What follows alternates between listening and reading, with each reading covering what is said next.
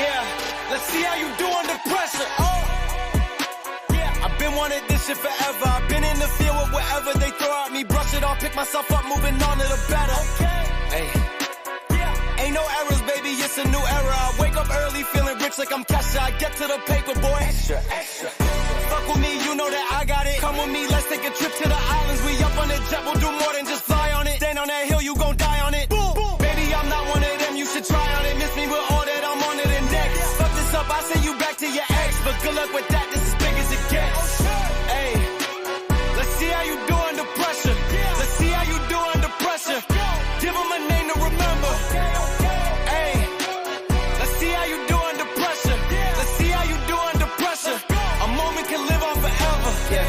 Oh shit, they don't let me shoot a whole clip. Firepower in this coalition. We just turned the field into a demolition. It was desolate, but I had premonition. I was training for war every exhibition, every extra mission, every enemy listening. Get off my dick, I got bad intentions. Make it right every wrong, and I'm back with a vengeance. I show you the ropes. Beats in my town, I can show you the coast. Up in the shots if they wanted to smoke.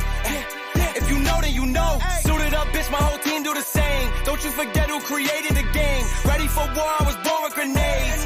The trenches where soldiers are made. Let's see how you do under pressure. Let's see how you do under pressure. Give them a name to remember. Hey, let's see how you do under pressure. Let's see how you do under pressure. A moment can live on forever. Let's see how you do under pressure. What's up, everybody? What is up out there? Trigger Wrestling Land. First of all, what a fucking clothesline to bust open Danny Garcia, bro. Clothesline, bro. You don't know. You don't watch MMA, bro. That was a right hook to the. He hit him with this. He hit him with the forearm, bro. Nah, bro. Look at that, bro. You already know. That's what you're complaining, bro. Come on. Anyways, bro, I'm just glad we finally got to see some wrestling after a 2-day hiatus, my guy. 2-day. You didn't watch wrestling yesterday, bro? You didn't watch NXT? What's that? Exposed. What's that? Now, what's up, everybody out there watching us, wherever you're watching us, Facebook, Instagram, Twitter, Twitch, not Twitter. But yeah, what's up, everybody? Welcome to Triggered Wrestling. Yeah, let us know, man. Whoever's watching this right now, let us know. Was that a clothesline that MJF delivered on Daniel Garcia, or was that a right hook to the dome of Daniel Garcia? What made him leak? Brian is saying it was a clothesline. I'm saying it was a right overhand hook. I don't know, clothesline. Man. It was right overhand hook, bro. Come on. Get out of here, bro. He's got it on his pinky. Everybody knows you don't when you're throwing punches, bro. The first two are the ones you want to hit. The back three are the ones that close. It was a clothesline. See, Psych fucking knows. Bro, teach this guy how to throw a punch. Bro, stop. Who punches with their fucking pinky, my guy. That's what I'm saying. The overhand hook, bro. Psych knows. He's gonna break his fucking finger, bro. Bro, if you know the overhand hook, you can't block the overhand hook, bro. The ones that you gotta go over like that, bam, bro. Come on. Get out of here, bro. Psych knows what's up, bro. This shit was a clothesline. Clothesline AF. But regardless of what you think about the clothesline, I want to just start off by saying I was really excited to watch AEW. They announced the card. I'm like, this is fucking show. I'm going to love it, bro. I'm going to love it. It's going to be amazing. It's going to be good. It's going to be some good shit. I was excited for Willow. I was excited for Danny Garcia versus Will Ospreay. I was excited to see Jeff Jarrett versus a rando guy. I was thoroughly excited. I texted Adrian. I said, Adrian, I'm excited for today's show. And I never say that about AEW. And guess what? I was fucking let down. This show sucked. Not happy about any of this stuff, bro. Nothing that I liked. I have a lot of triggered energy about this show today. And then I was looking forward to the show, man. They let me down, Adrian. What you got to say to defend AEW, bro? Defend? I mean, I know. I mean, if you got it, you got it, bro. What you want me to do? I mean, if we're gonna be making up shit, then we're gonna be making up shit all show. What? Making up shit? Mm, Sam, Anyway, if you got it, you got it, bro. I mean, I'm not gonna be a mark and be like, "Hey, bro, I like the show, so you're supposed to like what I like. You're an AEW hater, man. You hate storylines. You hate wrestling. I mean, if you don't like it, it's on you, bro." exactly. Pedro, what's up? Pedro Luera. Man, bro, Britt Baker is back. I'm excited that she's back. You know what? We haven't seen her in a while, and I was excited to hear her talk. She had a good life story to talk about, so I'm glad she's back. Willow Nightingale versus Chris Statlander, only highlight of the show. Really, it was a good match. It was. For some reason, I expected it just to be a little bit grittier. I don't know what I expected. It was a good match. I'm not complaining. I just expected more something. I don't know. Like, what do you mean? Like, what do you mean? Like a hardcore match or something? I just feel like the hatred wasn't there from Chris Statlander. I did feel it from Willow. They did have the jump start at the beginning, which was a good something exciting, but then it just kind of it wasn't what I expected. That's all. More gumption. See, he knows. Yeah, more gumption. They needed like that little pizzazz to like show me you really hate this person, you know? And I think it lacked that a little bit more.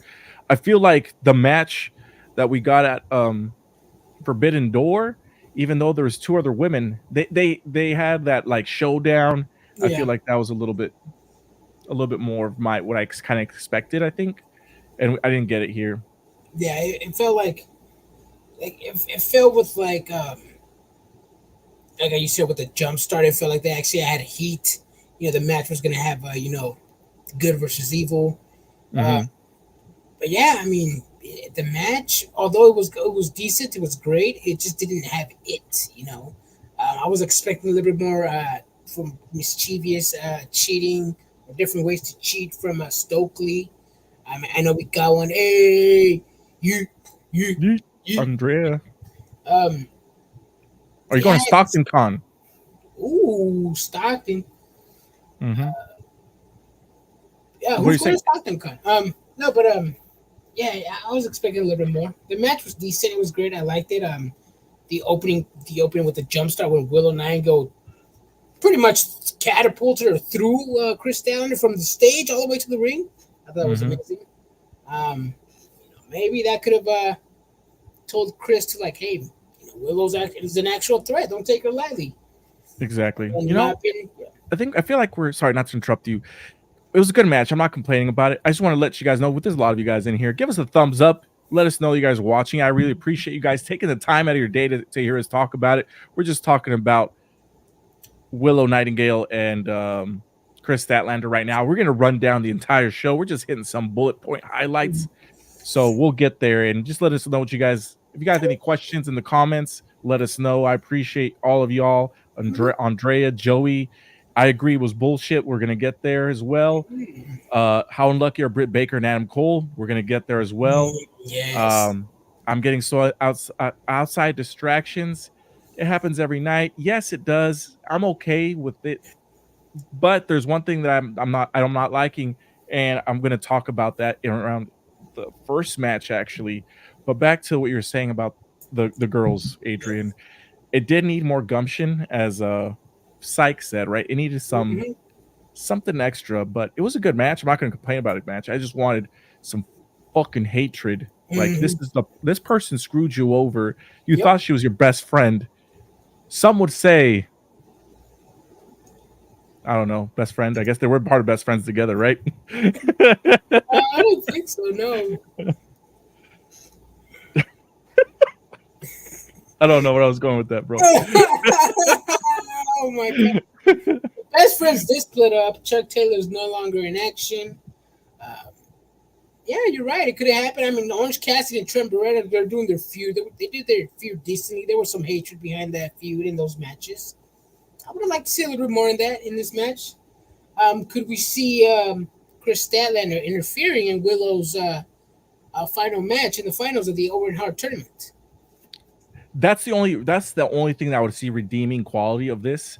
She would have to. That would we get like a third match, or I guess a second match. Second, yeah. third match technically. If you Depends on who you ask. Yeah. yeah, I would consider a third match. At All In, and have that either be a hardcore match or something else. That they shows the actual hatred between these two women. Let's start off the show, everybody. Like I said, if you guys have any comments, let us know, any questions. The show starts off Adrian with MJF saying he's going to be in the corner of Daniel Garcia for the main event. That's all I'm going to say about this segment. Is there anything you want to say about it? No. I mean, moving on. Yep. Adrian Neville versus Daniel Bryan. Who? In the Owen Hart in the Owen Hart Foundation tournament. The match barely starts and fans are chanting, "This is wrestling. Mm-hmm. This is wrestling." Yes, it was. They were chanting their little hearts out. It was a decent match. I'm not going to complain. There was a spot that I did like how the ref. One of my complaints about AEW is the refs, right? Where they don't count. They don't do the pit. They don't count the 10 count, right? But this time, they're outside the ring. The ref comes out to the ring, talks to Daniel Bryan. He's like, "Hey, you got to stop." When that kind of. Yeah. Okay, the ref wasn't counting, so I like that, right? But then we get the exact same fucking finish we got last week of Pac and Cesaro, where they're trading pins back and forth for like 30 seconds to a minute, right? And then he just kind of goes, does a crucifix pin, and then that wins him the belt. That wins him the match. Triggers me, bro. Copy and paste booking from last week. I didn't like it then, and I don't like it now. They didn't go back and forth for a minute. Oh, you know what I mean. They did a pin, they did a submission, then they did another pin. You know what I'm talking about. You know the spot. Yeah. So you hate when matches end the same way on a weekly basis, right? You're okay. You're trying to. I'm not trying to do it. I'm just trying to remember what you like and what you don't like in wrestling. So when it happens elsewhere, I can just magically slip it in, bro. Slip it in. Just pause. No, I'm just saying. I'm okay. Like, I forgot who it was. It was Ricky said that he's upset with like distractions costing people important matches, right? In this situation, it's the exact same back and forth pinning combinations. That's what I don't like. Yeah. I thought you were going to answer the question. Which one? Tired of the outside distractions. Oh, I don't know. Yeah, that's what he said. I'm getting so tired of him. What are talking about? It depends. I mean, I'm not really upset about it. It depends. It has to be on with the perfect match and the perfect storytelling. I think it could be done perfectly. If it's just a random ass, I might interfere just to lose, and what's the point, Yeah, but I mean, this match, it was solid. I don't like that the way that match ends with pinnings. I don't like that shit. I take it as like a surprise roll up that we do see later on in the show as well with Willow and Chris Statlander surprise roll up at the end there. Yes, Ricky, the main is loose today. Your boy went to the barber shop, and he's got fucking no neck beard, bro. Got that neck beard. Got that neck beard fucking shaved, my guy. You getting that nice and trim for Sting, bro? That's next week, bro. Oh yeah, Stang at Stockton Con with Kevin Nash and Matt Cardona will be there signing autographs at Stockton Con on Saturday. We will be there, and if you guys are around the Sacramento, Stockton, 209-916 area code 279. I don't know what other area codes are out there, but if you're around these parts, go to Stockton next week, Saturday, Sunday. Meet us and get your stuff signed by some legends, okay? And yes, I just called Matt Cardona a legend because that man is the king of the indies, the indie taker, the undisputed the internet champion. Why did I say intercontinental? I'm starting to see some similarities with Matt Cardona and Cody Rhodes when they both went to the Indies. They just went to the Indies and made a splash, made a name for themselves, and look what's gone Cody Rhodes. I'm sure Matt Cardona's not too far behind. Yeah. Superman and Adrian Savage. Uso, the Deathmatch King. Jeremy, what's up, bro? Thank you for tuning in to us again. We're just running down the show here. I appreciate y'all's. Once again, if you guys are just tuning in for a little bit, just give us a like. It helps out a lot in the algorithm. Let's skip the Willow promo because she just says that she's gonna go to All In, right? Yeah. Mark Briscoe's promo, Adrian. I'm gonna let you set this one up for the people, bro. Mark Briscoe, he's tired of the Elite. He's putting himself in as Team AEW.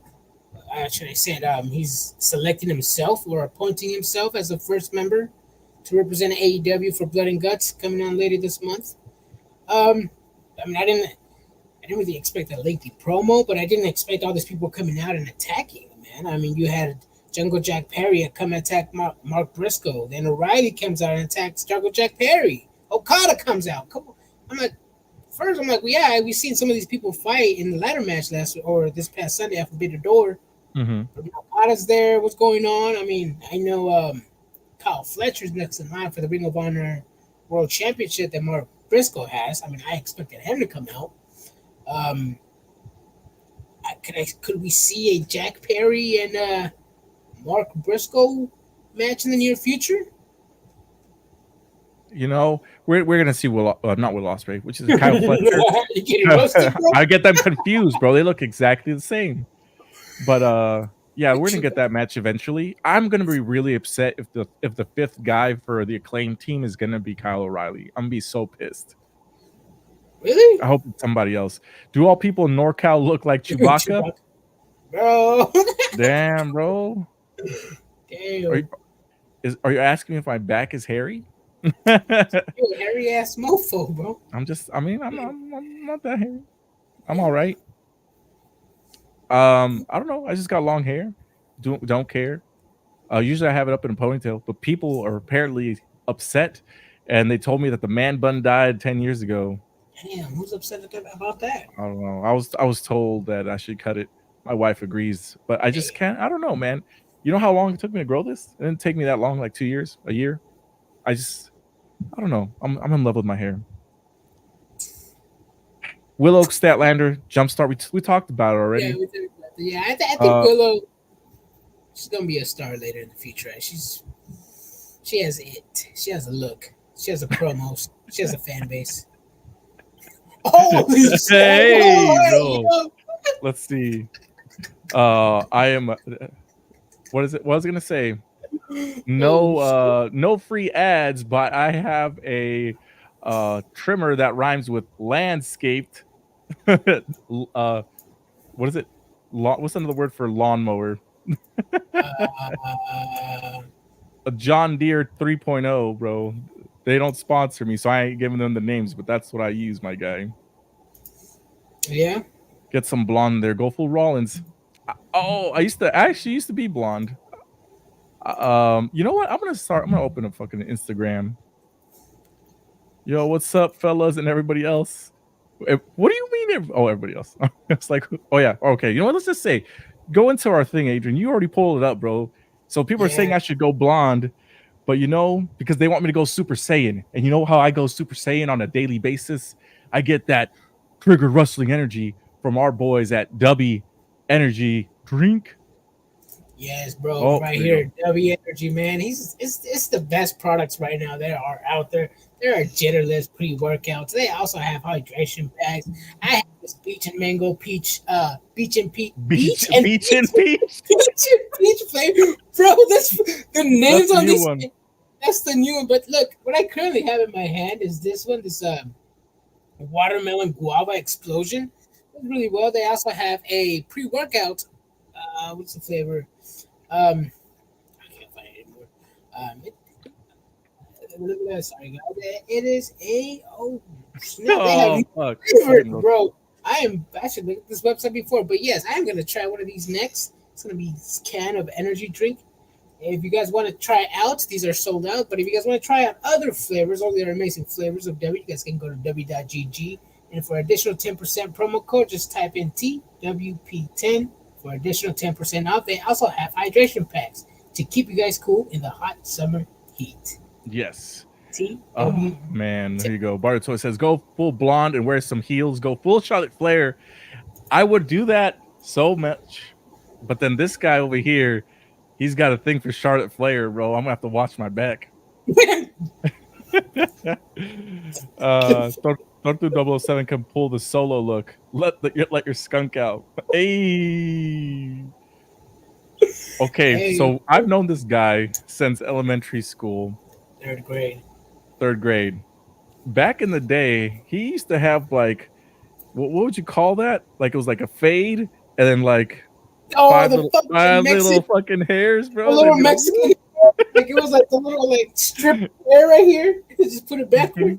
Yep. Yeah, I don't know what you would call that, but that's the. I had a bowl cut too, and I remember my mom cut my hair like at the bottom right here. So one time we're playing dodgeball, and I spinned, and this shit just went. When everybody thought I was bald, they were like, "Are you wearing a wig?" Oh, I remember for a while, like Mexicans were doing like the bowl cut, but they would like lift it up the sides to get the part underneath the bowl. Is that what you're talking about? Yeah. Kind of like the web hair look, but it was long, like up to here. Like I'm fucking dead, bro. Those were the days. Back before kids nowadays are always on tablets, bro. But anyways, that's another story. Mariah May and Tony Storm promo. Oh, actually, I didn't even say what I wanted to say about Mark Briscoe's promo. There was so much shit going on there. I'm not a fan of Mark Briscoe and his promos. I'm not a fan of his wrestling skills, but the crowd loves him, and I got to give him credit for getting over with those people. The audio's loud. My bad. Let me turn it down. Am I too loud? Are you guys too? How's the audio? Let me know. We're laughing, but probably yes. Yeah, I was dying. So back to Mark Briscoe. I'm not a fan of Mark Briscoe and his matches or his stuff. People are fans, but this to me it just shows that he doesn't belong defending AEW. I know he signed to AEW, but he's been on Ring of Honor. He's a Ring of Honor guy. It should have gone to somebody else. Fuck Orange Cassidy. I know he just, there's a couple people. Yeah, and I know we mentioned day ones. Remember back at the last pay-per-view against the Elite? It was the BCC. They should have been day ones. But I'm happy that somebody else knew was getting it, I guess. But it shouldn't be him. It should be somebody else. Yeah. I mean, what I could say, maybe the story they have, the Briscoes, the story they had with the Young Bucks, maybe. I mean, they have history. That's all I can say. The history's there. Yeah. Let's see. Hard to believe he's Ring of Honor champion. I hate to fucking be that guy. It's only because his brother died. What do you think? I mean, he would have been world champion before, right? I would assume he would have been world champion before. Yeah, no comment. Yeah, Rob agrees. AEW doing the charity thing for Briscoe to honor his bro. Yeah, I don't think this is the right way of doing it though. Yeah. For example, and call me a WWE mark. The way WWE is doing it with Bo Dallas, perfect. I don't think he's ever going to be a world champion. I'm okay with it, but at least the fucking last two videos that they've been doing with him, perfect. You don't see him turning into his brother, dude.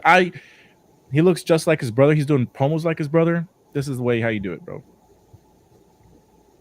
BBC News, yeet. Oh, here posting fake news too. Breaking news: Tony Khan, one of the founders of AEW, suffered a heart attack at home and fell to the ground. He died at the age of 42 after being rescued on the way to the hospital. Fake news. What the fuck? What is going on? I don't know, man. We got the BBC News, bro. BBC, bro.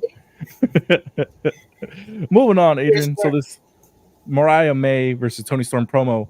Was I really loud? I feel like our audio. Nobody's ever said anything about our audio before. I'm tripping balls, bro. I don't know. First time somebody ever brought that up. Anyways, moving on. Talk about honestly, I'd be fine if Bo never wrestled at all and kept the lore of the characters and storytelling at an elite level. What storytelling is that? We'll get there towards the end of the show when we get to Raw. Not towards the end, to the middle of the show. We got to Oh. talk about the Raw, bro. Well, you know what I mean, like on the back half of the show. But moving on, Mariah May, she's scared of Hikaru Shida. Well, she should, man. She does a what? 3rd-time women's world champion? And she should. She shouldn't be taking her lightly. And I don't know, man. This is gonna be on Rampage, right? Yup, on Rampage. I'm actually looking forward to this match. I might actually tune in to watch. This is actually this. You know, obviously it's Friday night. You know, as a human being, I have things to do on a Friday night. Sometimes I miss Rampage or I catch it the next day, but this one I might catch live.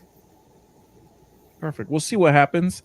I still expect Mariah May to win. I don't know what you guys think. I expect her to take the dub. Let's see. Moving on.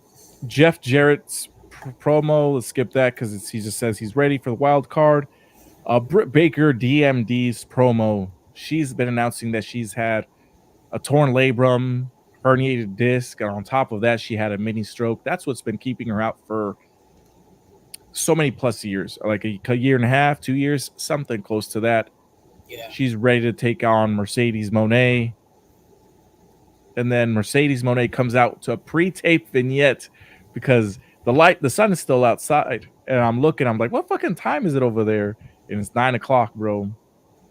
It's 9 o'clock in Boston, or where the fuck they were at.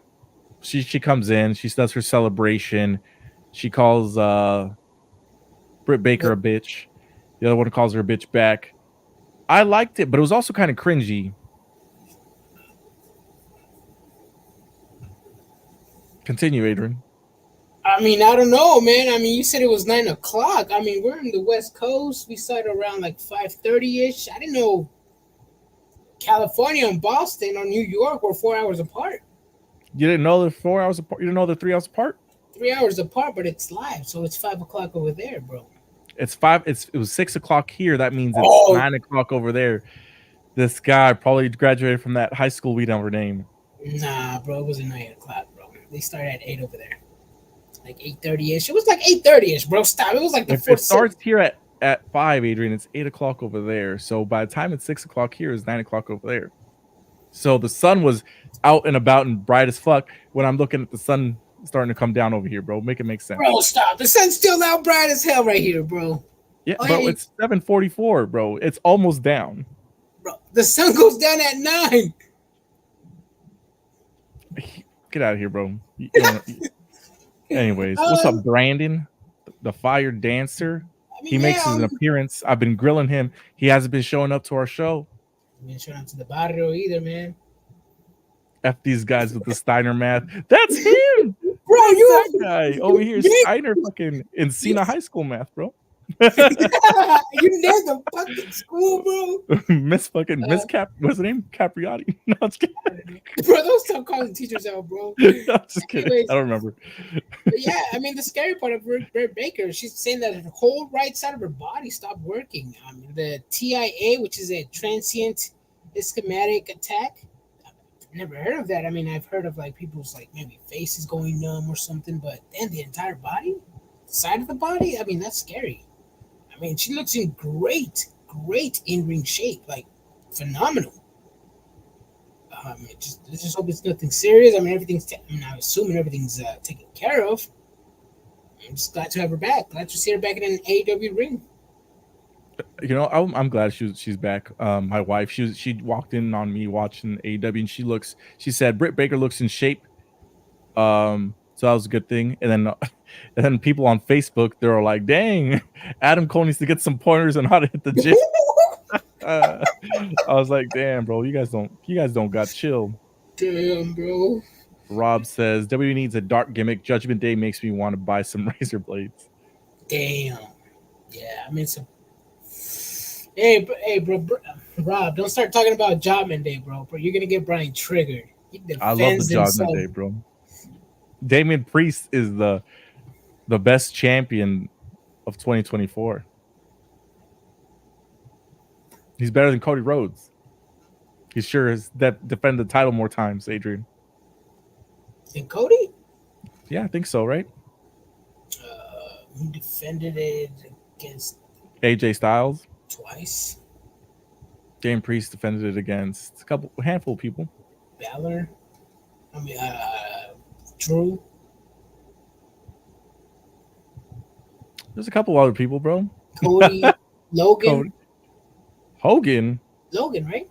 Oh, Logan Paul. Yeah. Did we? I was just guessing. I can feel the sarcasm from here. That's the point. That is the point, bro. I'm glad somebody gets it. Oh my god! About time somebody gets it. I know. I've been around a lot of people lately that just don't get my sarcasm, and I lay it on pretty thick. You know what I'm saying? I'm pretty sarcastic. Get out of here, Adrian. Moving on. The Learning Tree promo. Taz gets kicked out of commentary because Jericho doesn't trust him. I thought this was great. He's an unbiased reporter, bro. A biased reporter? Biased because of his son. Yep. Fucking amazing. I'm just saying that was amazing. I like that they played to that. It's pretty amazing. Yeah, they did the same thing to Tony Schiavone at the end of the show, right? I think it was a few weeks back, if I'm not mistaken. But Tony Schiavone wasn't at the end of the show, right? Or am I tripping? No, they did it to somebody. I forgot who, though. I want to say it was Tony Schiavone. They threw water on him. You got me messed up, bro. Let's see here. Brandon says, Darren Priest, this would be amazing in TNA. It must be a Northern California thing. SoCal sarcasm usually turns into a fist fight. We say hella up here, bro. Yeah. Hella. You know, what did you think about Samoa Joe Hook, Shibata Bread, and the Cage of Agony? The Cage of Agony. I mean, it's your typical AEW type of match. I know you like these type of matches where you have the bigger, stronger looking guy on paper. He should be winning. They beat the living crap out of the smaller men. Then out of nowhere, the smaller men, they prevail and they get the 1, 2, 3. But they had Joe on their side. I mean, Joe is a former world champion. I'm seeing Hook take a lot more bumps because the man needs them. The kid needs them. He's getting just a teeny bit better in the ring. Hook, I'm talking about. Mm-hmm. But yeah, I still think the Cage of Agony should have won. I mean, regardless of Joe being there 3v1 or 2v2, 2v3, Hook being the smaller man of the 6, I still think Cage of Agony should have won. I'm glad you agree here, Adrian.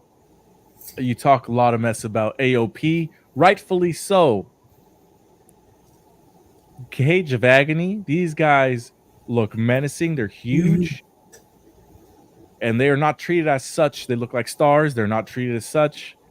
I don't like it. They need to be signed to WWE, except for Brian Cage. To do what, my God? To be part of Bloodline 3.0. They need to join Chase U, bro, as the Bloodline division. No, I'm just kidding. They just got a good look to them, bro. Like they look like somebody who should be in the tag team division, treated seriously, as opposed to losing to every person that they usually get. Mm-hmm. I don't even know who they last beat. They lose to Hook here, and then they're attacked by like the rest of the Learning Tree, and it's to me like, okay, so Cage of Agony are just straight up jobbers at this point. It doesn't make sense. Like you guys have the chance to build them up as a great trio when there's not that many trios out there currently. Facts. But you're having them lose for Samoa Joe, Shibata Bread, and Hook. They didn't need this. They should have done this match against some local talent, not against Cage of Agony. Nah, I'm starting to hate the use of local talent when it comes to AEW. I mean, you have plenty of people in the back and catering doing absolutely nothing. And after we just watched Forbidden Door this past Sunday, I know a lot of people were saying, who, what are the stories? AEW has plenty of people backstage. They film Ring of Honor before some shows. They film Rampage and Collision before or after Dynamite. Yeah. What's the issue? They should be using these talents like at least better, in my opinion. I mean, because this is a problem in WWE as well with the big guys. But yeah, this is something both promotions need to fix ASAP, man. Like, what about the Righteous? Right? Whatever happened to the Righteous? That would Righteous be are a good team. in Ring of Honor. They teamed up with Lance Archer. They're doing their thing over And that's there. the other thing I was gonna say. Lance Archer. You got the Butcher, the Blade. I think the Blade might be injured, but there's teams. You guys got guys that can come out there, take some L's. Aaron Solo for a chance, you know. Yeah, Aaron Solo, bring back Johnny TV. Fucking bring the Bollywood boys. AEW is the rebirth of WCW. Prove me wrong. We've had this conversation quite a few amount of times. See? Oh, there you go. Sorry, my bad. You control it. My bad. Biggest differences in two companies is WWE's ability to make new stars out of nowhere instead of just showcasing a known entity. With the Cage of Agony? I just think she's trying to say that WWE is better at making newer stars. Oh, yeah. And by new, I mean just not specifically. They don't have to be just young. For example, I would consider Chad Gable. Yep. A new star. Yeah. New star. I would say Otis. I mean, I feel like that's a bad example because they've been with the company for a while. But I mean, when they came up, they're new stars like Logan Paul. Even though he has people know who he is, that's a new star. There's quite a few people that are new stars. Braun Breaker, things like that nature. I would agree. I feel like most people currently outside of maybe Orange Cassidy. So is that why you would say someone like Karrion Kross, AOP, Damage Control, all of them can't get over because they were elsewhere, not created by WWE? I mean, WWE's putting the time and effort in these characters and these wrestlers, and they're still not over. I mean, Ivar and his tag team partner, along with the Valhalla. No, so let me break it down. The War Raiders, or what were they called originally? War Machine, I think. I think they're called War Raiders. No. Then they didn't want War to be on TV, so they changed it to the Viking Experience. Remember that? Yeah. That's how you fucking kill somebody before they even show up. The Viking Experience? What the fuck is that? It's hard, not to mention that it's hard to be like, okay, so these guys are Vikings and they're wrestling.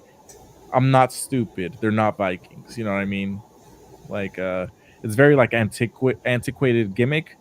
Then they added Valhalla, but she's supposed to be kind of like spiritual and have powers with the smoke. Didn't like it.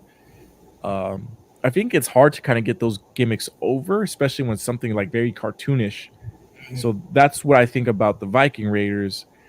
AOP, they were over when they first were in the company. Not so much now. Right now, they're just booked terribly. And same with Karrion Kross. When he got in NXT, he was amazing. Great entrance, packaged correctly. Day he got called up, they put him in a mask, put him in fucking like BDSM, fucking leather straps on his chest. Fucking killed his gimmick. He was fired. He comes back. And then from there, it just didn't click because we've seen it before. Kind of thing. It's kind of hard to make it again, you know? Caitlin says, not everyone has the it factor for every failed gimmick they've ever rolled out. They answer with a Breaker, a Stratton, or a Cena, or a Stratus, etc., etc. Yeah, but I mean, that's the thing. It's like, for every 10 wrongs or for every time you kill somebody, you make a star. I mean, it's not bad. I mean, like she said, John Cena. John Cena's one of the biggest stars in wrestling and in Hollywood right now. Stratton wants to go to Hollywood as well. We all know Trish Stratus. Breaker, star in the making. Let's see. Moving on. Let's see. Jeff Jarrett versus Hangman Adam Page. I've been talking quite a while, Adrian, so I'm gonna let you take this one off because I need my. I'm just triggered. This show triggered me, bro. You go ahead. Really? Yeah, go ahead. No, this is a fantastic return. As we've seen Hangman Adam Page make his much anticipated return, the ban has been lifted from the EVP, so now Hangman has returned with a new theme song, which I don't know. You guys tell me. Do you guys like it? You guys don't? I personally don't like it. I like his old one better. This one was more of a slow type of questionable character gimmick type of music. We've seen the vignettes of Hangman Adam Page being a drunk again. Um, I don't know. It's gonna take some time to get used to his new theme song, but I like the match. The match was great. The crowd was right behind Jeff Jarrett, which I thought it was great, especially after Jeff Jarrett being a heel that he was in AEW. I thought the match was great, and the man can still move. Jeff Jarrett. Um, I mean, what can I say that I love this match? I like this match. It was a great return match. Jeff Jarrett there was a slight chance he could have won, but you still knew Hangman was gonna win. He just made his return, but no complaints here for me. Brian just hates Hangman Adam Page. I don't even hate him. So before I tell you guys my unfiltered opinion, that theme song was so bad, Def Rebel bad levels. It was bad. Tony Khan reminds me of Vince Russo. He has a ton of ideas, but doesn't know how to manage them correctly. If history repeats itself, then it's not looking good for AEW. Yeah, I think I said it before. I think Tony Khan is just a yes man, and the perfect example that I threw out was the FTW title. I mean, who remembers the FTW title? I mean, only a select few of people remember it from back in the day. I'm sure Taz went up to Tony Khan, gave him the idea. Tony Khan said yes. It was up to Taz to probably come up with something, or Tony Khan. Either way, they didn't do anything with the title until today or until Jericho. I mean, to me, I think it's the first time the FTW title has been relevant in a while. I wouldn't even say it's relevant, but yeah. I mean, I didn't even know he was a champion. I forgot, but then I remember for the world championship and all that bullshit. But I mean it's relevant. Yeah, Ricky Starks had it for a brief period. Brian Powerhouse Cage did Hobbs, as well. right? No, Powerhouse Hobbs have it. No, I think it was Brian Cage. He was the first one, if I'm not mistaken. Oh yeah. And Hook got it, and yeah, I mean it's one of those relevant, I guess. Yeah, I mean it's around. So let me tell you what I thought about this match. Let me preface this by saying I do not hate Hangman Adam Page. He's actually a good wrestler. And Jeff Jarrett, to me, one of the top 10 wrestlers to have ever lived. Not just because of, I guess when I say wrestlers, I mean just people in the business, right? From running the business, former champion, just great worker. That guy, we owe a lot to Jeff Jarrett for what he did in the business, him and his father, right? Love him or hate him, you know, he means a lot to his business. I was so excited that Jeff Jarrett was in this tournament. I'm like, you know, I remember previously that one of the best parts of AEW was specifically watching Jeff Jarrett wrestle, kind of teaching these guys how to work a match in a different style of match. So I was really happy about that. He got the fuck beat out of him essentially the entire match. He's getting his forehead bit. We see Hangman annihilate this guy on live TV essentially, to the point where it was excessively long. I'm just like, this is taking too long. Like Hangman just came back. If you're trying to make him look strong by beating this guy for 15 minutes, it was like a 10 to 15 minute match. Then he gets cocky and almost gets caught in the sharpshooter, but then continues to beat the fuck out of him for like another 2-3 minutes after that. And I'm just kind of like, you know, it's kind of disrespectful to just Jarrett. It's a little bit disrespectful to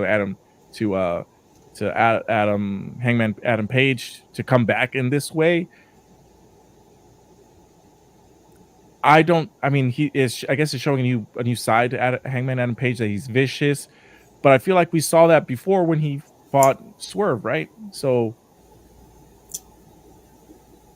I don't know. I don't like the way that this came about. I feel like Jeff Jarrett probably could have put it in a better match, but this is what he had to work with, you know? I don't know what you guys think. Let me know what you guys think about this Jeff Jarrett match.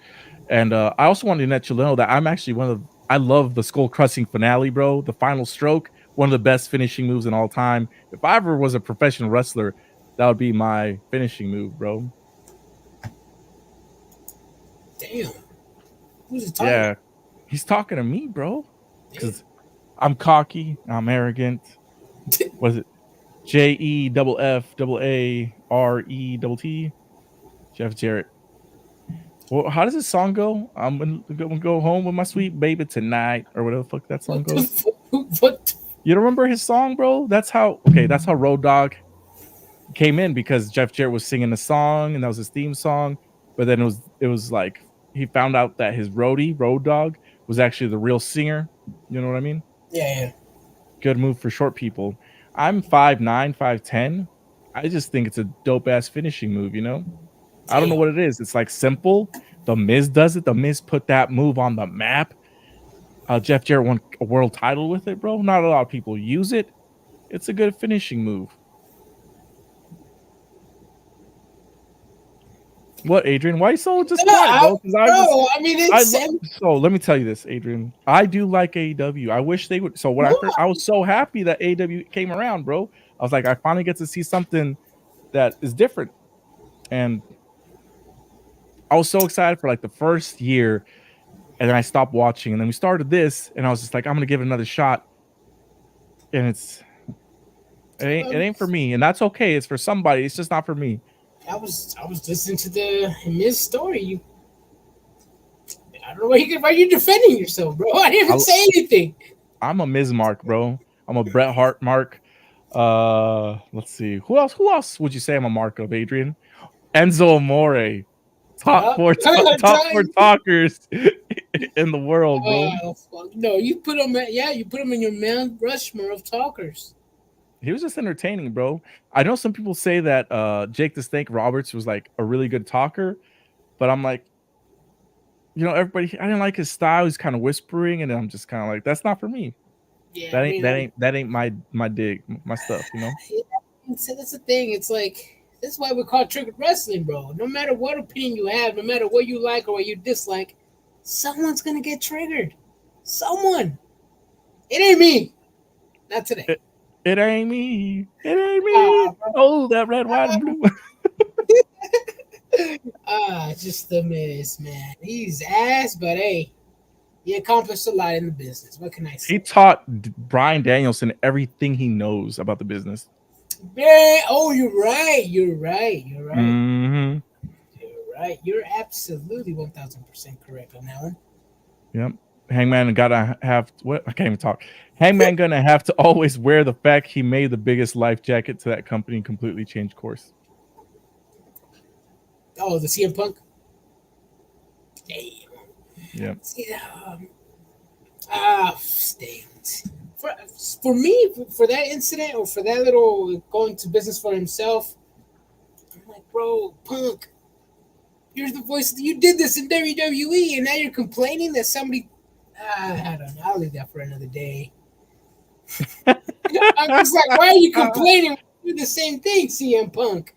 You used to go to business for yourself, and now you're upset. Now you're triggered. Damn. It is what it is. So after this match, I didn't write down in my notes. There was like a little small segment, and then it got to the main event, right? Yeah. What was a small segment? Because I didn't remember. I was with Hook getting jumped backstage by a learning tree. There was a fireball thrown. And for a second, I thought it was a Chisero. It was Jericho in the Bad Apple and Keith Lee. And it's the Redwood. He's back to being a wizard? Yeah, apparently. I think the only thing about this learning tree that I'm actually looking forward to every time they're on TV is Brian Keith. I don't know. I just like him. I like his style. I like how he's doing the whole angry, mean phase, but he's still a little happy. You respect Chris Jericho. I think that's the only thing that I like about it. Jericho, I'm still over the fence with it. I'm like, this week was okay. I like this week. So the first time I ever found out who Brian Keith was on like those top 100 wrestlers of the year bullshit, what lists that they have, right? Those lists that they always have. Yeah. And it was top 50 black wrestlers. That's what it was, I think. And then number one on the list, Brian Keith. And I was just like, where the fuck is Swerve Scott in this one, you know? And it was like, he was like number 7. I was like, who the fuck is number 1? So that's how I Googled Brian Keith, and that's how I found out who Brian Keith was. But it's funny. It was like Oh, 2022 or 2023, something like that. And I yeah. just remember being like, "Who the fuck is Brian Keith?" And then someone was just like, "Oh, that fool's hella dope. He's in the Indies. He's hella good." I was like, I never knew he existed until I read this list. Yeah, I never saw him wrestle, but I would see him on, on wrestling posters from Prestige Wrestling and West Coast Pro Wrestling. He always caught my attention because he had the poncho. He was a gun, the bounty hunter. I'm like, damn, this guy looks pretty dope. I never got to see him wrestle until he went to AEW, but he's good. Caitlin's asking us over under 760K. Ooh, she always asks this question. Oh, come on, Caitlin. You know me. I'm an AEW mark. I'm gonna say over. I'm You gonna know say what? over too because I started the show. I don't know if you were here, Caitlin. I said I was actually excited to watch AEW this week. Coming off the pay-per-view, just the card that was announced, I was expecting to be blown out of the water. I was let down. I think I need to stop texting the chat because before AEW because Brian be copying my ideas. I copy your ideas? What are you talking about? I texted you this morning. I was like, I'm actually excited for AEW today. Something I had said a day before. Get out of here, bro. Barutoy says that Taco Bell commercial was on point. I love Taco Bell. My go-to order. What is your hold on? Let me tell you my Hey, go-to whoa, order, no Adrian. free ads, bro. What is no? I'll give Taco Bell all the free ads they want, my guy. My Taco Bell go-to order, Mexican pizza. I forget what number it is. It comes with the 2 crunchy tacos, a large Baja Blast, 3, count them, 3 fire sauces. Damn. That was And if I'm depending how chunks I'm feeling that day, I sometimes get a beefy 5-layer burrito. damn, bro. Are you a regular there? Of course. Damn, man, give me that Brian special. Oh, again, That Brian man. special, bro. You know how what is it that when Nicki Minaj or who was it? The Saweetie deal at McDonald's, bro. Taco Travis Bell Scott? needs a El Brian 916 deal, bro. Okay, with 3 fire sauces. You specifically say 3. 3 fire sauces. I don't know. I put 4 fingers up right now, but 3. Number 3, my lord. Number 3, my lord. Cinnamon twist or no cinnamon twist? I'm not a fan of the cinnamon twist, but only because they got rid of the caramel apple empanadas, and I'm devastated to this day. This guy. Oh my! I'm trying to avoid talking about Monday Night Raw if you haven't noticed. No, because it was trash. Nah. Hey, damn, yes, Taco Bell toilet. But yeah, for those who joined us at the beginning of the show, Brian and I were talking about the main event and the aftermath of what happened at the main event. Did MJF hit Daniel Garcia with a clothesline or a right overhook? I think it was a right overhook. It was a clothesline. So the Psych was here. He agreed it was a clothesline. Who? Psych. Who's that? Okay. Go back and watch MJF delivering that clothesline that busted open Daniel Garcia, bro. I'm not even going to talk about the match. The match was it was a great match. I'm not going to complain about the match. It was a clothesline, right? Yeah. Saw that MJF turn a mile away. I saw that turn last week. I saw that yesterday. I saw that shit last week, bro. Right when he got outshined by Will Ospreay. That's the scumbag of AEW, man. He never. What did he say? Bring back the damn apple turnover Taco Bell. Facts, bro. Caramel apple empanadas for the win. Shit, bro.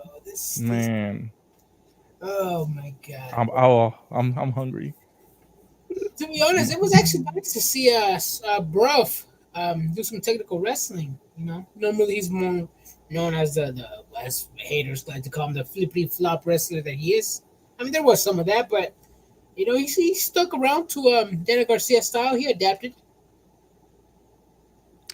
I was actually surprised about Daniel Garcia. He kept up. It was a good match. They still buried his ass. He still fucking got buried. Sure he can fucking go, but I mean, you guys build him up just to fucking get MJF versus Ospreay out of it. That shit's and that gets me triggered. He's morphing to Jean Jacket era Triple H. He is. I remember when MJF made that return. I posted that picture. Mm-hmm. When everybody used that same picture as me, I'm gonna start. Yeah, I always like seeing. I always like seeing our memes get stolen. Thank God for watermarks. Yep. Joey, Gorilla Monsoon in the house. AEW's Fine Live just doesn't translate well to television, maybe because of the bingo hall indie work that everyone wants to do. Yeah. Everybody and their mama wants to have a 5-star banger every fucking show. Banger. You know, I don't. This is. I mean, how to explain this, Adrian? It's gonna sound like I'm complaining about wrestling. It's like going out to eat a delicious steak every single day. Eventually, after like 3 months, you are gonna get tired of eating it every single day. This is true, Adrian. Joe Rogan eats steak every day. He's never tired. Just saying. Get out of here, Adrian. You know damn well he doesn't eat elk every single day. He does. He switches it up. I said I wouldn't mind eating steak every day, bro. That'd be nice. That'd be nice. That'd be the life one of these days. WWE and AEW on Broadway playing Pippin. Anything you can do, I can do better. Yes. But the one thing WWE can do better than AEW is the storytelling. Let me tell you why. I mean, I may not be a fan of this telenovela, teen drama, something out of fucking Saved by the Bell, Teen Wolf, or whatever shenanigans. Teen Wolf. ABC or the CW got cooking up over there with a little teen drama. This Jobman Day storyline, man. I mean, come on. It's like we're getting the same thing every day. We're getting a teaser breakup. We're getting a priest getting upset Liv is in the club. She's not in her clubhouse. We're getting the same Liv Morgan dominate. I saw this episode 2 weeks ago, bro, and last week. No, this is different. Mommy got involved. They called mommy. They said she's unhappy. Because she's married? She's unhappy after getting married to Buddy Matthews? No. No. So are you trying to live in kayfabe now? This guy. I'm a WWE fan, bro. Since when? And James Mark Cornette has told us that wrestlers need to keep kayfabe alive. That's your problem for thinking that James Cornette. We have a mutual friend that lives by the Bible of Jim Cornette. Adrian, don't tell me that you are now joining. This is what people have been telling me, that AEW does not respect kayfabe, and I'm like, all right, cool. I'm not arguing that they don't respect kayfabe. I'm not arguing that. You and me talked to Earl Hebner. No. Let's bring it up when it comes to WWE, my guy. You and me were there when we talked to Earl Hebner. It is on our fucking episode on YouTube of us interviewing Earl Hebner. He said, kayfabe, it's out. Everybody knows. Stop living in it. It's donezo. It's gonzo. It's not going to come back. But yet you want to talk about kayfabe? So I'm supposed to believe. Really? You're arguing about the same thing in AEW now that it's WWE? I'm not talking about kayfabe. What the fuck? Oh, my, bro. Adrian's triggered AF. See, he's looking for anything to just complain about WWE. Me, bro? I'm just saying, bro. My mommy's not upset at nobody, bro. She just got married. She's happy. They could have made something up. Something else? Get out of here, Adrian. This guy's just like, oh, I got to be following him on Instagram. Nah, I hate. These all. I mean, I pretty much saw the same episode a couple weeks. It's like they grabbed a few things from the last 6 episodes and they put it together in this episode. I'm like, I pretty much saw everything already. I want to talk about this. The internet would never allow kayfabe to remain intact. Hell, White Six were posted at Whataburger hours after they debut. Yeah, and that Mark Henry was complaining, bro. He said, this would never fly and if I was in charge, or whatever the hell he said. Bro, they shouldn't have been there, bro. You know for a fact. Who cares, bro? So they can't go out to get fucking to get. You care when it's AEW. Why do you care? Why don't you care now? Bro. Come on, but Adrian, we're triggered wrestling, bro. You're triggering the F out of me right now. Because you complain about it when it's AEW. My guy, bring it. When have I complained about MJF taking pictures with fans, bro? Bro, he flips him off. Kayfabe. Bro, MJF lives in kayfabe, bro. That's the wrong example to use. That is the wrong example, and you know it. Roy is in the house. Roy, can you believe that Adrian's complaining about the Wyatt Six taking pictures at Whataburger with fans hours after their debut? I think it should. They shouldn't have done it. That's me personally. You're just complaining. I don't know why you're complaining. You feel it's AEW. I'm not complaining. Anyways, good AEW show tonight, boys. Yes. Give us your score of the show out of 10 stars, Adrian. What is your score on the AEW show? We're talking about Raw, my guy. We can tell that. No, we're gonna move to Raw, but I just want to know your final score on today's episode. 8.5. 8.5. Everything was there. Storytelling was there. Matches were great. It was great. This guy. I was gonna give it a 7. I'll give it a 7. Ooh. Actually, I'm not gonna give it a 7. I'll give it a 6.5. 6.5. If anything, I would probably take off some points because I was really excited when I saw the card. It didn't live up to my expectations, but that's maybe because I had my expectations too high. I'll give it a 6.5, 7. Yeah, remember what I told you when the draft happened? The second day of the draft, I lowered my expectations to enjoy the show. You did good, my guy. She said, I got the same text from Leilani Kai going off on that Wyatt photo. Damn. Yep. Kayfabe's dead. Kayfabe's, I don't care. No, bro. Why do you defend WWE and talk the trash when it's I never once complained about anybody in AEW. Bro, watch. We have how many episodes out of this pod out? And how many times have you complained? Never about kayfabe stuff? No, that's not me.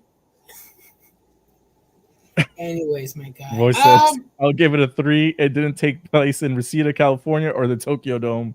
Reseda. Is that where the Young Bucks live? Or where Meltzer lives? That's probably where Roy's from in LA, where he would go to all the shows and like the lucha events. Is the Star Wars lead-in going to be the biggest excuse for rating or the golf tourney? It's going to be Star Wars because it wasn't the big band they had the Star Wars movies. Yeah. Going over to Raw, bro. Like I said, did they just grab pieces from 6-7 shows and put them together in this show? The show was not it. How would you like that Jey Uso Chad Gable opening segment? I'm loving the Jey Uso opening segment when he live had a one-shot take. Great, phenomenal. WWE is just miles ahead in production quality. Here you go. Let's see. Joey's was there live. Gorilla Monsoon was there live. He gives it a 4. Pac versus Bryan with no build-up. I'll give it. It's a tournament match. I don't think we need a build-up for it there. I just didn't like the match. It's a PWG used to take their place in Reseda. It's a joke that Meltzer only gives 5-star matches. Yes. I got the joke. This guy, I just didn't know. He didn't understand the Reseda reference, but we understood the reference. Let's see. Moving on. What? I just lost my train of thought. Great segment. Loved it. Jey Uso, of course, going to get the crowd hyped. The crowd loved Jey Uso. The crowd loves, but also hates Chad Gable. He's a good in-between character. 2 of the hottest characters in WWE currently. And then they start battling it out. Get interrupted by the Wyatt Six. They've been doing the vignette videos of, betraying family members. These are 2 guys that both betrayed their family members, right? Jey Uso betraying the bloodline. Chad Gable, his brothers in Alpha Academy and sisters. Dom also betrayed family. There's a couple people that fit this storyline, right? It could be Finn Balor. It could be a couple different people. I'm excited. I like Uncle Howdy. I like Chad Gable. I like Jey Uso. What is there to hate in the world of WWE right now, Adrian? There's nothing, bro. There's not. I mean, there's nothing to hate about it. We're just handing out tapes. We have security guards by Michael Cole and Corey Graves. White Six come out, security guards are taken out. Then whatever, we return back from the show, and there's another 2 security guards. So we have useless people replacing useless people. I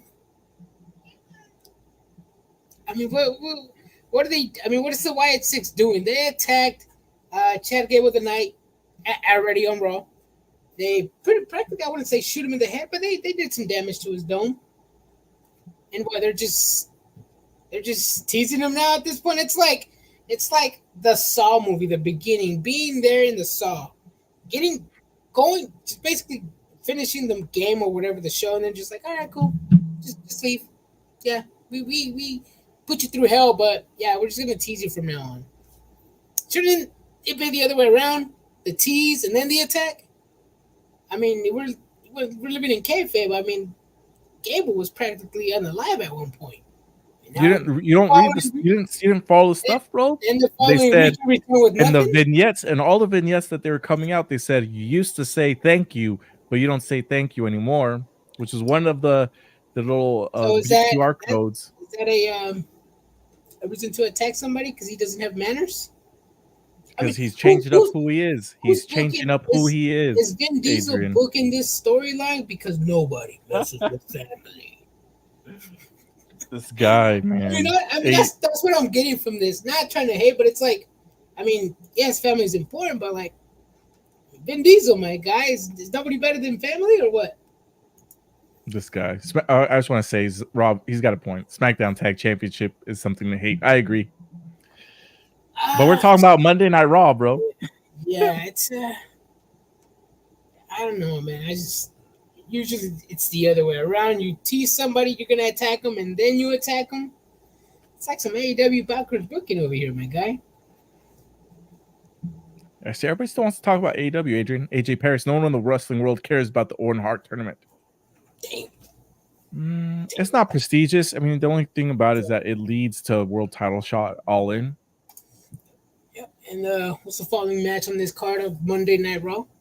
Karrion Kross versus Xavier Woods. Oh my banger God. Of a match. I didn't expect Xavier Woods to win. It was great. After the match, they end up attacking Kofi Kingston. They're gonna snap his arm.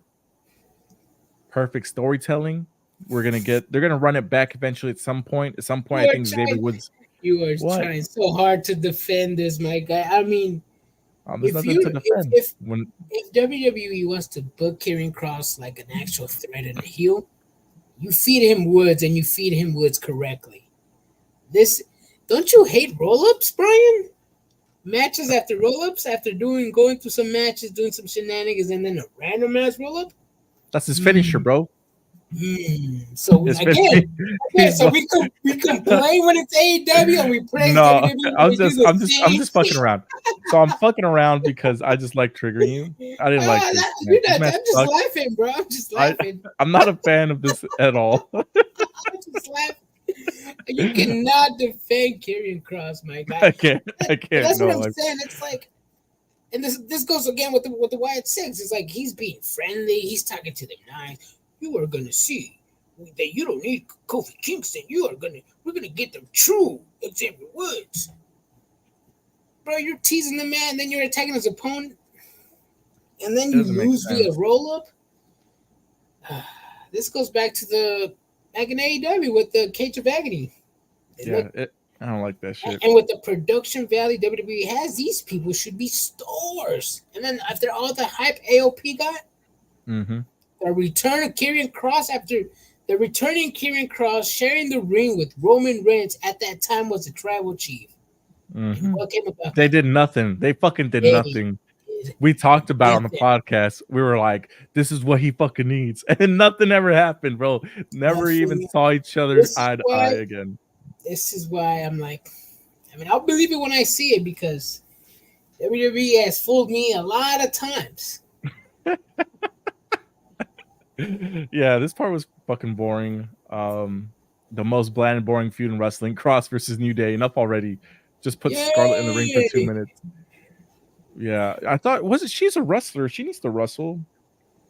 No, she retired. I don't know. Didn't we say they work the Mark Miro and Sable of WWE right now? I mean, maybe. Cross ain't it. They've given him plenty of time chances. It's not the machine's fault in this case. I still think the damage is done and it's hard to Yep. build him up. But they don't fucking let him do anything. Like, this isn't it. He should have, Xavier Woods should have betrayed Kofi Kingston, and then that would have been more entertaining than what we have here currently.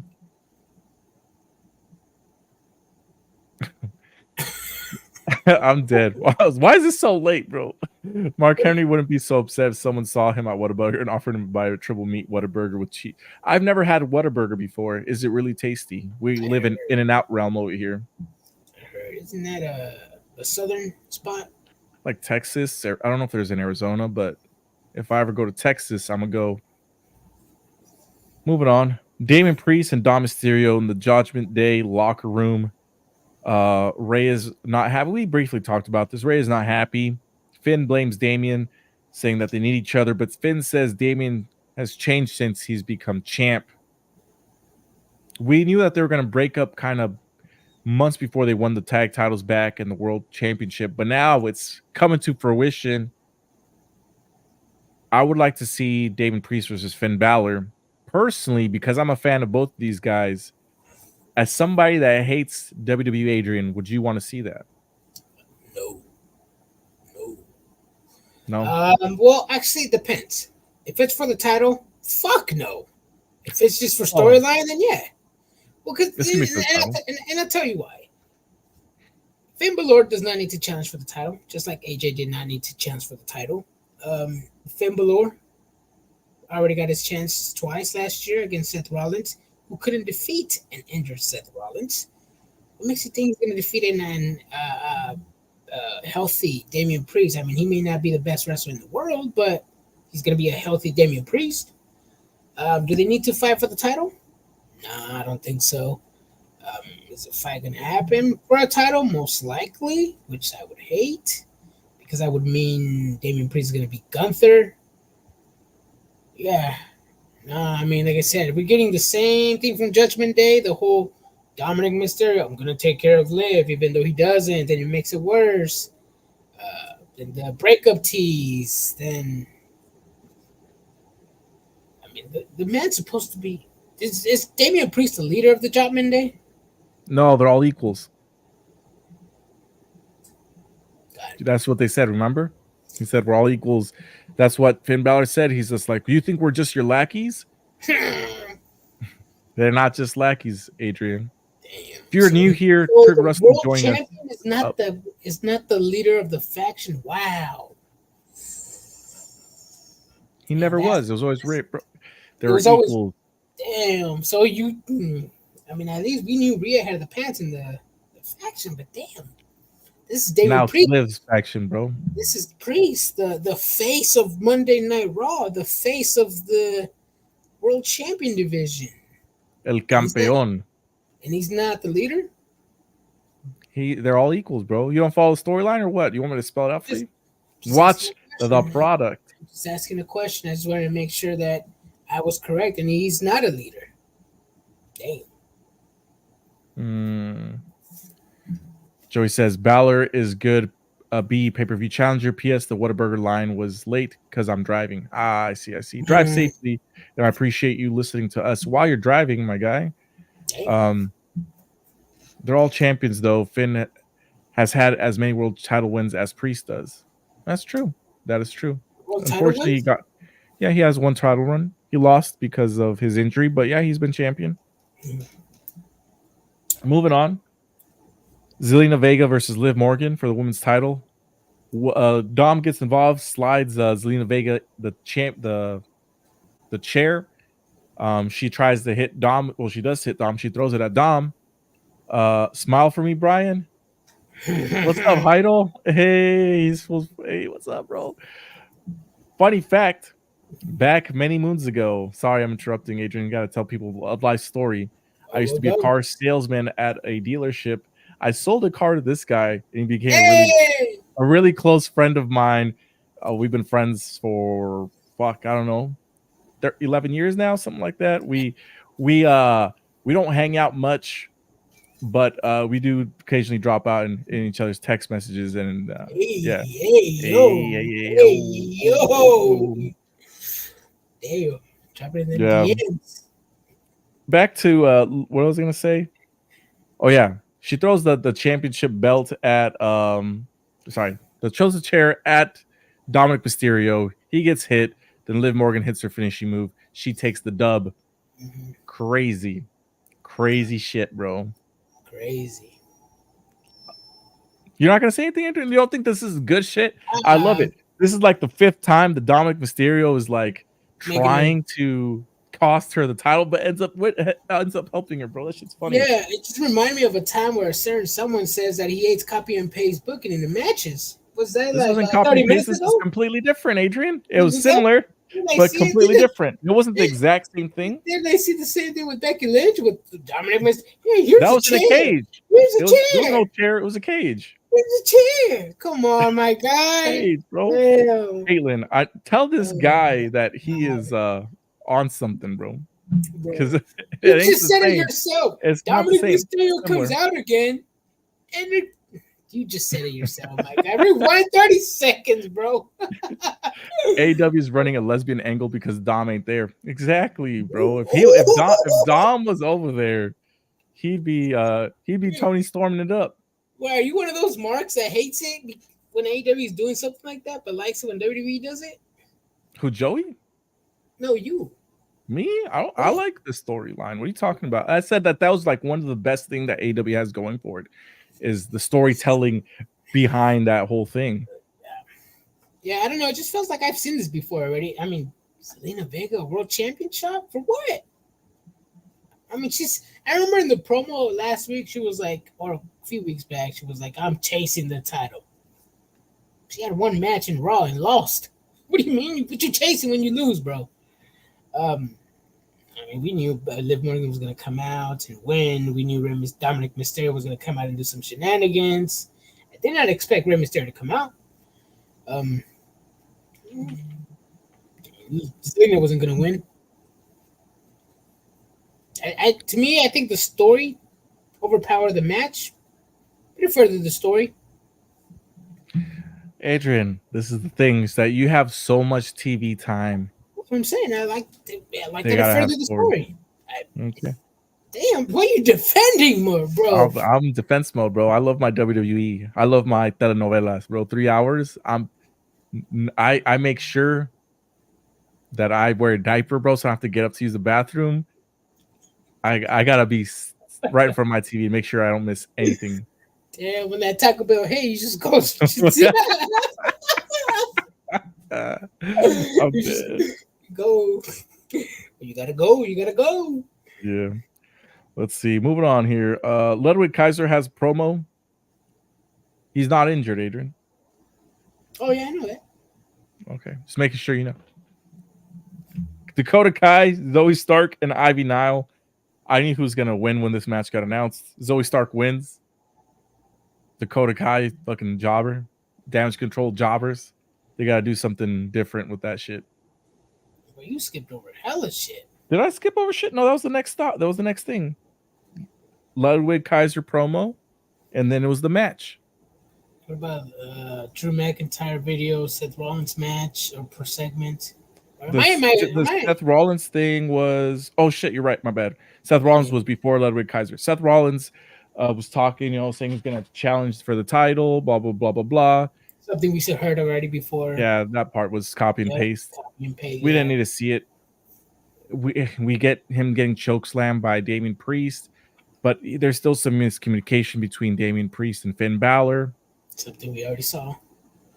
It just, it plays into it, Adrian. I mean, we see it, but it's like it's a 3-hour show. You can't. Like, I understand, but it's like, come on, figure something out. You got a writing team, you got a creative team.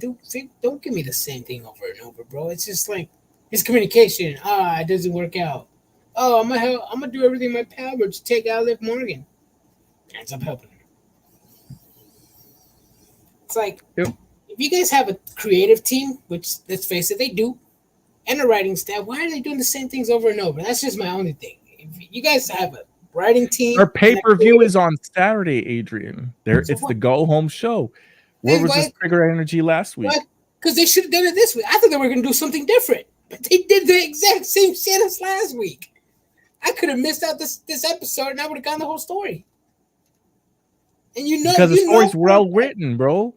It's so well written that you know what's going to happen. So they just wasted this week. So like I said, if I wouldn't have watched this show, I would have still gotten the story, right? No, I mean, there's some aspects you would have missed, but yeah, for the most part, because these stories have been going on for so long, Adrian. Then what they did last week, WWE should have done this week. That's all I'm saying is just repair. And you're agreeing with me. They did the same thing last week, my guy. It is. They did, but it was different. That's the whole point of the Rollins segment. The multiple stories being told, planting seeds for Survivors, SummerSlam, and WrestleMania, most likely. It's amazing, Adrian. This shit was good. It was coffee. Yes, it was repetitive, but there was little aspects that changed, and those little changes, they mean a lot in the storyline. What changes, bro? What changes, bro? You love Dragon Ball Z, right? Yes. You like Dragon Ball, right? I see a different fighter all the time. Okay, no. I mean, answer me this question. You like Dragon Ball, right? Yes. You like when I drag these balls on you? Anyways, back to Dragon Ball Z. That's how you know Brian's exposed. It starts with the dick joke. Back to Dragon Ball Z. How many times did we see Goku versus Frieza? And twice. He got his ass whooped quite a bit, but every time everything was a little bit different, bro. Twice. No, but then he comes back and every time's a little bit different, Adrian. It's the same story, but it's a little bit different. Twice. Technically, no, because the second time he came back, he resurrected and he became Frieza Gold, bruv. Finn Balor was Cody Rhodes before Cody Rhodes came back to the WWE. Crazy to think their peak both came after they took the makeup off. Stardust. Just like the not front and center angles, like Sonya Deville talking with Zoe Stark in the background, with Shayna pulling her away. Everything is leading to an angle. We just got to pay attention. Oh, I know. Hold on, go back to that one. I forgot about that because I remember Natalia as well. She was talking with Sonya Deville. But I think so. So Natalia is supposedly on her way out. I don't. Until I'm told she's released. Yeah. Speaking of people who got released, Dijak, apparently a snitch. He's snitching. He's snitching. Who did he snitch to? Let me guess. Did he spend an hour on the phone with somebody telling them their problem? Like, hey, this is what's going on over here. This is what's going on over there. Really? Yeah, he was pretty much any internal emails, any internal conversations. He was going out letting Sean Ross Sapp know all that stuff. Apparently, that's why they didn't do anything after the call up. They just let him go. That's is that karma, bro? I don't know. It's the cold-blooded move. They're like, hey, bro, you're getting drafted. Changes are coming for you, my guy. Opportunities in the indies, bro. Your ass is fired. This is not me making fun of somebody who got fired. I hate people who lose their jobs, even in the real world. But I mean, come on. I mean, I know WWE is one of those places where, you shouldn't be doing that. I mean, we saw that guy at was it Clash of the Castle, who asked Triple H that controversial question, and that's why they stopped doing the media scrum because they're afraid of real answers. They did the media scrum after that once, but I think it was a little bit different. Yeah, but you know what I'm talking about. They're no longer doing that anymore because of they're afraid of real questions. To be fair, AEW is the same way. They don't ask real questions over there. Not comparing both of them. I'm just saying that they both do it, and it's stupid. I don't like it. Yeah, if you're gonna have a press conference, answer real questions. That's what I think about it. And don't drink water like Tony Khan. That's weird. How does he drink water, bro? No, I'm not doing it because I don't know if Mario Toys is here. I'm not doing it like that. Yeah. Finn Balor will take a lot of building up to be considered anything else than pincushion at this point, and that's okay. there needs to be. I mean, not every champion challenger is going to be A+ level, and that's I'm okay with it. They need a mid card, not mid carder. They need subplots and if you watch Naruto, not everybody's a big boss. Sonya was there for a while, and poof, she's gone. She was injured. Yeah, but then she came back. And she's back now, yeah. But then she's gone again. We'll see what's gonna happen. Dijak, everyone knows. I'm not putting that. I just read like the first sentences. I was like, nope, I'm taking that down.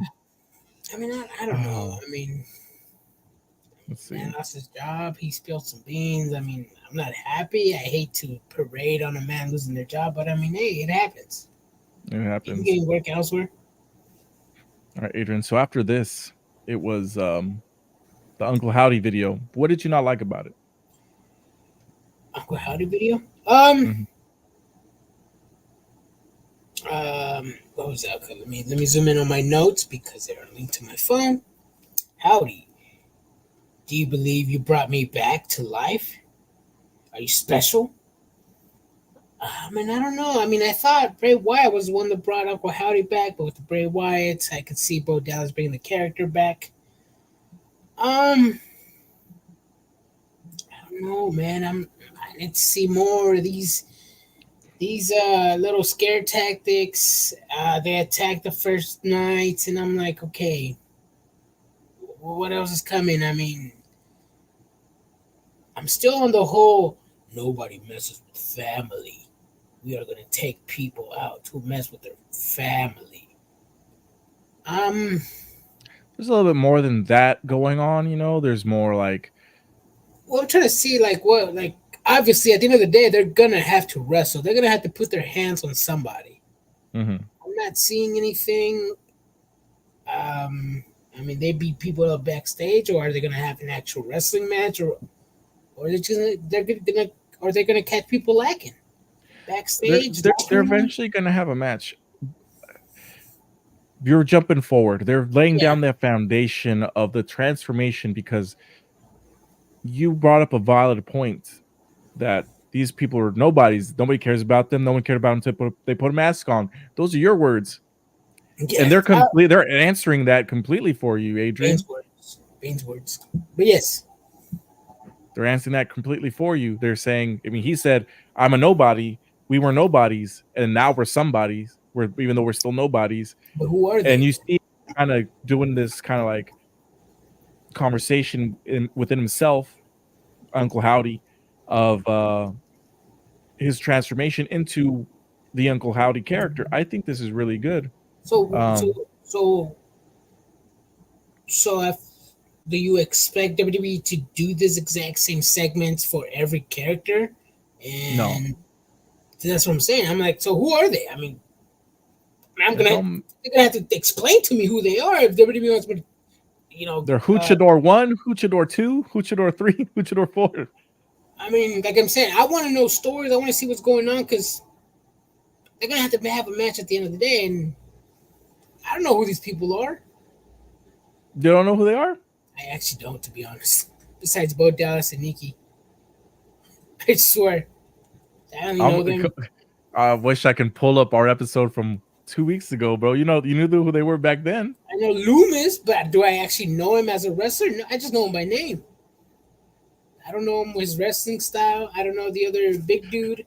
I'm going to say something that AEW fans say a lot to us WWE fans. Red Band was... I got to do this real quick. Hold on a second. Let me take this off.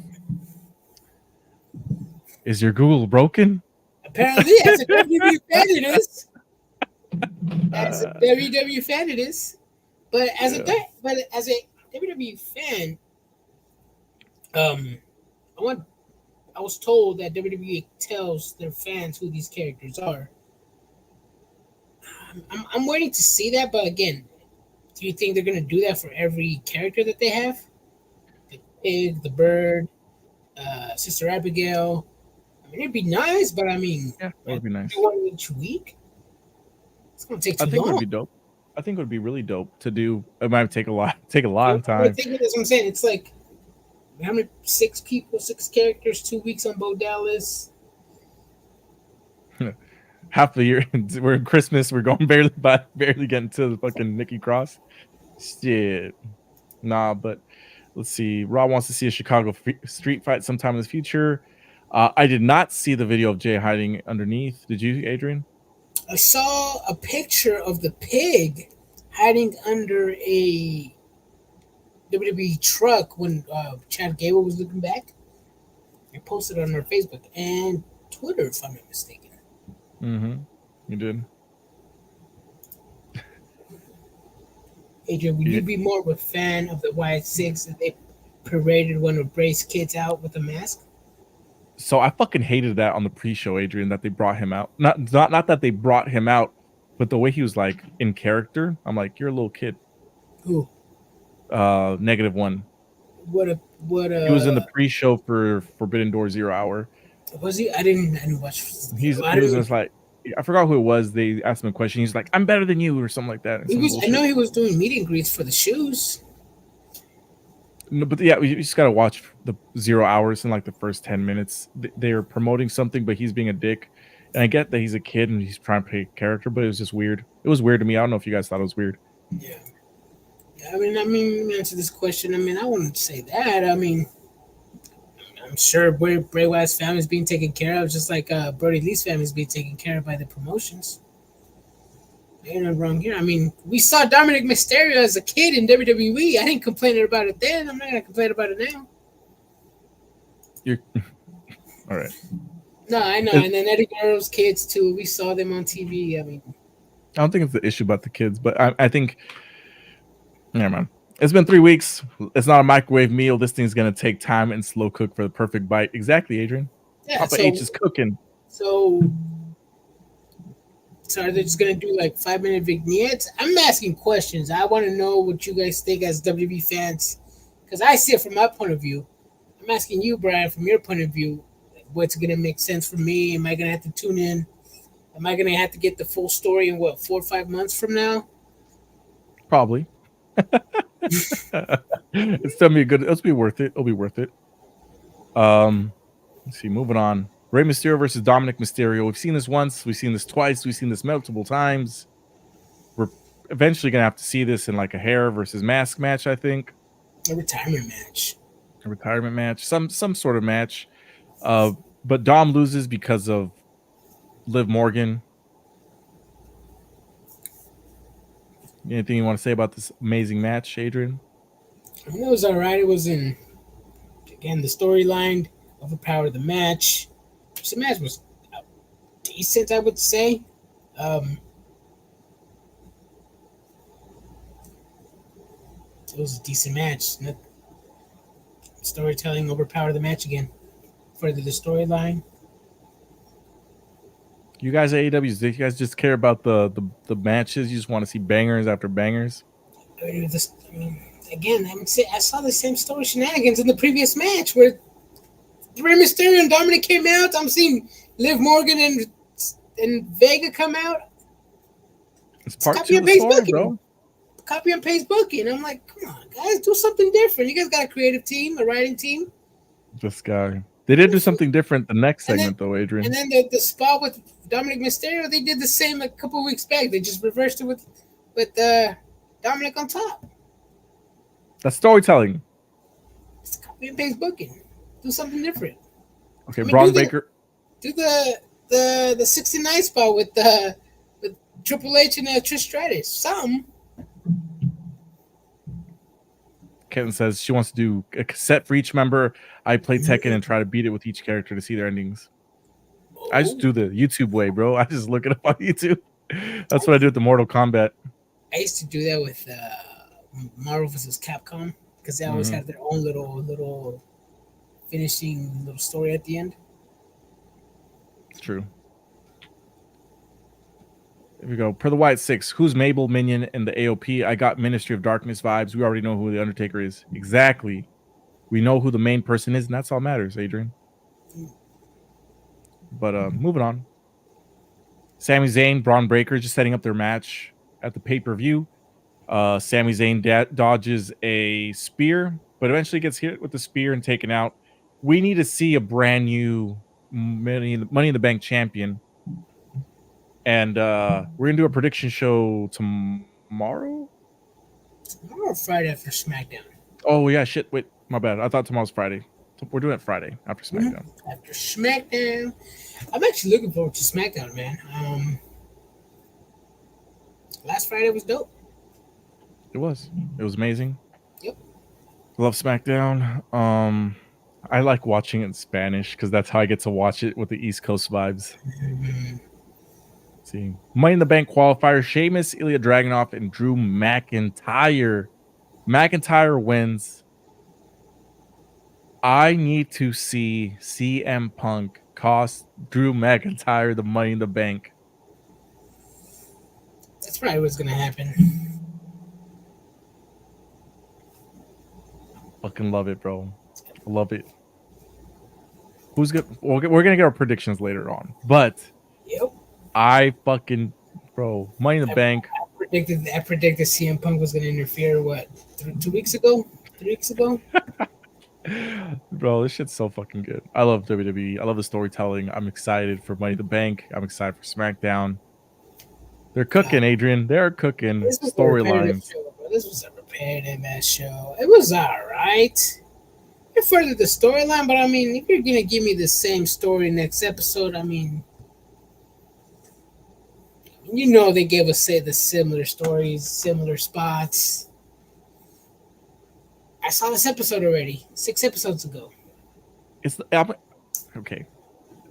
For being a show that's right before the pay-per-view, I would say that this was a good show. Of course, there's always, go home shows are always the bad shows, but this one, I'll give it a 7 because it was better than what I would consider a typical go home show. Adrian, what'd you rate it as?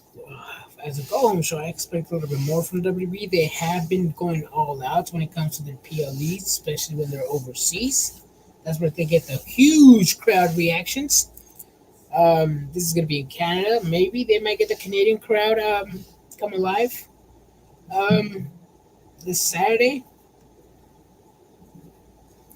Monday Night Raw, as I previously said, I've seen the segments and I saw the matches already on other shows. Probably like a 6-ish, 5.5-ish. The Howdy was, I'll probably say, this guy. that was all right. I mean, I did like when I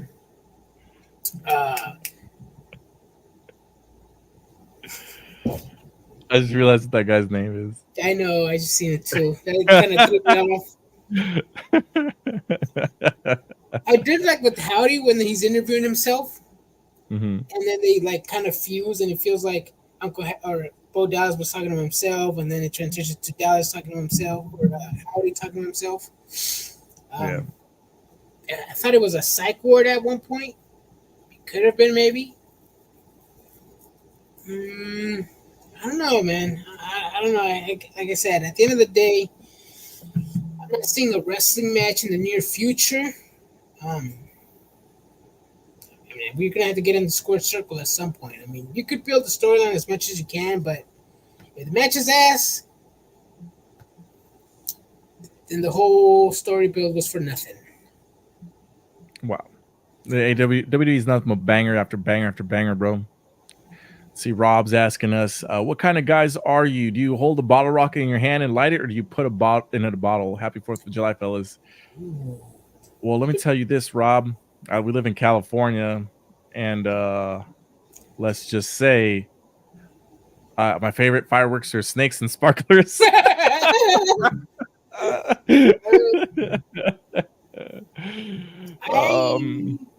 Like to what? No.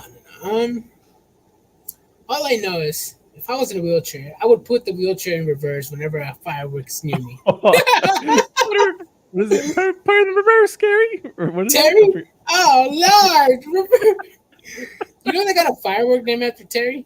Yeah, fucking Terry. That's what it was. God, Terry, put it in reverse, Terry. To be honest, I am excited about this Money in the Bank. This is actually one of the Money in the Banks that I've been excited for.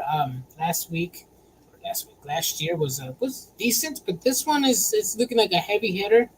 You have the men's ladder match and the women's ladder match that are absolutely going to steal the show. You have a lot of people are predicting LA Knight and some stuff like that. I'm just glad Andrade. I hate the man, but he's a fellow Mexican like myself. Hopefully, he can represent us and do something right. Or, I don't know, man. I still think he should get a divorce, but that's just me. We got to see something good at this Money in the Bank, and I think we're going to get it. I'm excited. Join us Friday. We're going to be live right after SmackDown. We're going to do our predictions. We're going to review SmackDown. We're going to have a great 4th of July. I hope you guys all have a great 4th of July. If you're in Canada or wherever you are, celebrate with us. I'm from Toronto. Exactly. See, that's what I'm saying, bro. I know there's some Canadians in here. I'm just going to say it, bro. His name's Hugh Janus, bro. I love that shit. It reminds me of Bart Simpson prank on Most. Seymour Butts. Is there a Seymour Butts? Is there a I like to see more butts or whatever the fuck it was? One last thing. Mexico. WWE is going on a summer tour. They're going to be having 2 shows in Mexico, one in Mexico City and the other one in Monterrey. And tell me why the Lotharios, wannabe Latin lovers, wannabe Perros del Mal, are not on the show on a Mexico card for the 2nd consecutive year in a row, man. Paul Levesque, my guy, how do you have 2 Mexicans on your roster and you're not going to use them? I know what happened last time with Indesher and Shanky back in India. Please don't do that to my guys. Please don't release him after the show. Please don't. You have Mexican talent that are great. Please use them, my guy. Please. They're not getting a Selena Vega push, bro. Just be happy about that. So, my man, they're being wasted, bro. I'm tired, man. I'm tired. We Mexicans are being overlooked, man. We need a real NWO in WWE. Says the Mexican wearing a Brazil jersey, bro. After Mexico got eliminated. That's why, bro. I changed my allegiance to Brazil, bro, because we're trash.